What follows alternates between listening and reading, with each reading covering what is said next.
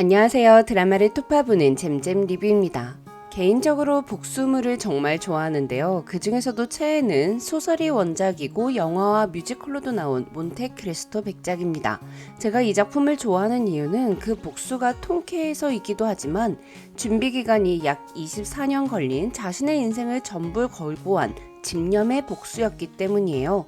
그런데 할아버지가 돌아가시고 초록코트를 태워버린 혜원이가 드디어 우재와 희주 모두에게 지켜야 하는 선을 넘어버리는 복수를 시작했습니다. 혜원이가 죽을 병에 걸린 게 아니라면 혜원은 이 복수를 위해 목숨을 건 것으로 보이는데요. 혜원의 엄마가 너보다 잘난 새끼 낳고 나보다 오래 살아 라고 했을 때 그 약속 2개 다 지키지 못할 것 같다고 한 걸 보면 혜원은 죽음을 각오하고 있다는 거니까요. 사실 그동안 혜원이 희주에게 했던 것은 심리적인 압박을 주는 것 말고는 없었습니다. 혜원이 리사를 폭행한 것을 제외하고 말이죠. 하지만 초록코트를 벗어버린 혜원은 내가 얼마나 불행했는지 희주도 느끼게 해주겠다며 아이를 납치하는 범죄를 저질렀죠. 하지만 혜원이 직접 납치를 한 건 아니에요. 납치를 한 사람은 따로 있는데요. 호수가 사라진 시점에 혜원이 전화를 해 호수 생일 파티에 초대받고도 못 가서 선물을 보내려 한다는 말을 전해 희주는 호수를 납치한 사람이 혜원이라고 생각하며 널 죽여버리겠다고 고래고래 소리를 질렀습니다. 물론 혜원이가 큰 그림을 그린 거긴 하지만 실제로 호수를 데리고 간 풍선든 초록 가면은 주영이 아빠입니다. 주영이 아빠는 왼쪽 팔목에 은팔찌를 차고 있는데 호수를 데리고 간 풍선든 남자 또한 왼쪽 팔목에 동일한 팔찌를 차고 있어요. 혜원은 희주에게 하나뿐인 소중한 걸 빼앗기는 기분을 느끼게 해주겠다 했습니다. 희주에게 남편은 필요한 거지 소중한 건 아니었다고 판단한 혜원은 호수를 노렸는데요. 혜원은 호수를 데려가는 걸 자기 손으로 하지 않는 철두철미한 모습을 보였습니다. 희주가 아니라 현승에게 악한 감정이 있는 주영이 아빠를 이용해 호수를 데리고 사라지게끔 했죠. 당구장에 건물을 철거하려는 사람들이 나타나 잔뜩 열이 받은 주영이 아빠에게 아마도 혜원은 현승의 약점을 공략해야 한다며 호수의 생일 파티에 대해 기띔을 해줬을 것 같아요. 주영이 아빠가 호수를 데려간다면 혜원의 손을 더럽히지 않고 현승과 희주 두 사람 모두에게 고통을 줄 수 있는 방법이니까요. 물론 호수는 희주와 현승 곁으로 무사히 돌아올 테고 법적인 죗값은 주영이 아빠 혼자 받을 겁니다. 10일의 예고를 보면 희주와 현승이 주영이 아빠 당구장에 간 모습이 나오니까요. 자, 그렇다면 혜원은 앞으로 희주의 인생을 어떻게 지옥으로 만들어줄까요? 제 영상의 댓글 중 많은 분들이 혜원이가 너무 답답하다, 미저리 같다, 내가 우재라도 숨이 막히겠다, 질린다 라고 하시더라고요. 특히 혜원이 우재에게 느끼는 감정들은 너무 미련해 보이죠. 하지만 전 혜원의 감정과 행동이 어느 정도는 이해가 되더라고요. 특히 희주가 혜원이한테 사과를 하는 태도, 이거 너무 열받지 않나요? 내가 죽을 죄를 쳤다 치자, 미안하다, 미안해. 이게 어떻게 사과예요? 할아버지의 장례식장에서 혜원이 희주에게 했던 대사에 혜원이 하려는 복수가 어떤 건지 모두 다 나와 있었습니다. 이렇게 가벼운 사과로 죄책감을 다 떨쳐내는 걸 바라지 않는다. 너는 널 경멸하는 나를 계속 보게 될 거다. 어디에 있든 지긋지긋하게 따라다니겠다. 지옥 같은 삶을 살게 해줄 테니 제발 오래 살고 외롭게 죽어라.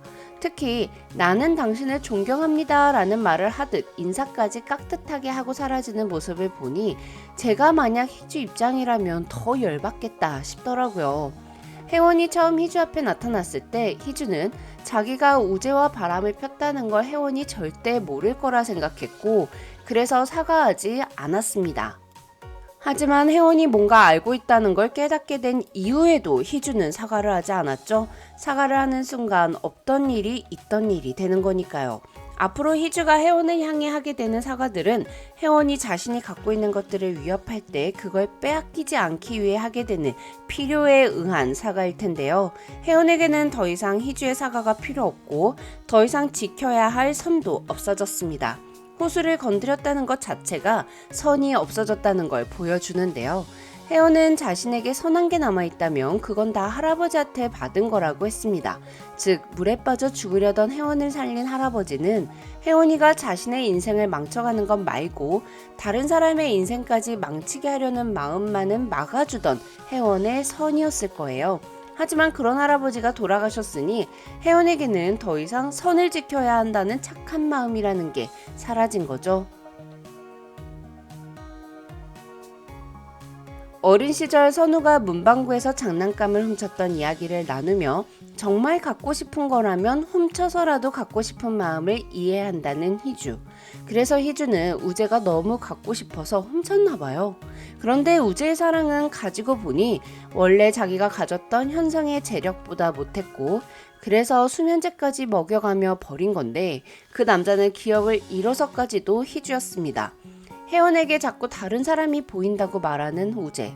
혜원이 우재에게 한 첫 번째 복수는 공개적인 유부남이라는 수갑을 채우는 거였는데요. 우재는 한 여자를 사랑한다는 이유만으로 모든 걸 버리고 떠났던 사람이에요. 자기가 하는 사랑이 너무 중요한 우재에게 너가 하는 사랑은 그래봤자 아무도 인정해주지 않는 불륜뿐일 뿐이다 라는 걸 인정할 수밖에 없게 하는 거. 이것이 혜원이 우재에게 한 복수였습니다. 또한 우재에게 자신이 알고 있는 걸 알려주지 않음으로써 고작 몇 달 만에 숨이 막히는 기분을 느끼게 했는데요. 사실 혜원은 그 숨막히는 기분을 우재에게 느끼게 해주고 싶었을 것 같습니다. 그게 혜원의 복수 스타일이니까요. 내가 느낀 걸 너도 느껴봐라. 희주에겐 내 소중한 걸 너가 뺏어갔으니 너도 소중한 걸 뺏기는 기분을 느껴봐라. 우재에겐 너가 아무 말도 없이 떠나가서 난 몇 년간을 숨막히는 기분으로 살았으니 너도 숨막혀서 말라 죽어가는 기분을 느껴봐라 인 거죠. 그리고 혜원은 다시는 가질 수 없는 소중한 것을 잃어버렸다고 했는데요. 그건 아마도 버려진 시간이겠죠. 그리고 자신의 미래에 대한 꿈과 희망, 삶에 대한 의지였을 겁니다. 그렇게 희주에게 자신이 느낀 걸 똑같이 느끼게 해주려면 희주의 남은 인생이 아무런 희망 없이 그냥 흘러가는 지옥이 돼야만 합니다. 그래서 1회 초반부터 희주의 대사가 지옥에 대해서 생각한다, 최악은 아니라는 희망, 이런 식으로 지옥과 희망에 대해 이야기하고 있는 게 아닐까 싶어요. 희주는 믿어야 하는 사람을 믿지 못하는 것을 지옥이라고 표현했습니다. 그리고 리사와 현승은 희주 때문에 믿어야 하는 사람을 믿지 못하는 지옥에 살고 있는데요. 혜원과 문자를 주고받던 리사에게 선배가 사랑에 빠진 여자를 그림으로 봤고 그림을 보면 그릴 때 어떤 마음인지 다 보인다고 했는데요. 그 말을 들은 리사는 우재가 희주를 그린 스케치북을 확인하려 했습니다. 하지만 이미 불태워져 버린 스케치북. 리사는 히스가 핀 언덕에서 희주와 현승, 어린 자신이 찍힌 가족 사진을 발견하는데요. 희주에게 그 사진을 그려보라며 엄마가 그 사진을 그릴 때 어떤 마음인지 알고 싶다는 리사. 엄마가 아빠를 사랑하고 있는지가 궁금하다는 거죠. 엄마가 바람을 폈다는 것은 일단 제쳐두고 지금 리사에게 중요한 건 엄마가 자신과 아빠, 호수를 버리고 그 남자에게 가는 건 아닐까 하는 두려움인 것 같아요. 엄마가 아빠를 사랑한다는 확신을 가져야만 그 불안감에서 벗어날 수 있는 기분이었겠죠. 그 두려움을 만드는 데는 주영이가 큰 역할을 했을 거예요.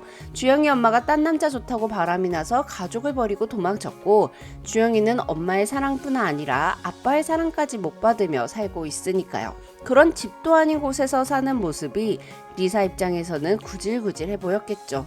그리고 혹시라도 엄마가 서우재와 키스하는 걸 봤으니 엄마가 딴 남자 좋다고 가족을 버리면 어쩌나 하는 불안감이 더 커졌을 테고요. 리사가 갖고 있는 불안감을 현승도 아직 갖고 있습니다. 현승이 희주와 우재의 관계를 처음 눈치챈 건 우재가 호텔에 남긴 메시지 때문이었는데요. 아트페어에 참석하기 위해 아일랜드에 온 희주에게 아이리시 펍에서 올 때까지 기다리겠다는 우재의 메시지를 본 현승은 펍으로 바로 갔고 그곳에서 우재를 발견했습니다. 현승은 그때 그 펍의 컵받침을 아직도 보관하고 있어요. 그렇다는 건 아직도 희주를 믿지 못한다는 거잖아요. 믿어야 할 사람을 믿지 못하는 희주가 만든 지옥에 살고 있는 건 희주가 아니라 현승과 리사라는 게 참 소름 끼치는 연출 같아요. 너를 닮은 사람 11회에서는 현승과 희주의 갈등이 본격적으로 전개될 것 같은데요. 그럼 다음 리뷰로 찾아뵐게요. 지금까지 드라마를 톱파보는 잼잼 리뷰였습니다. 감사합니다.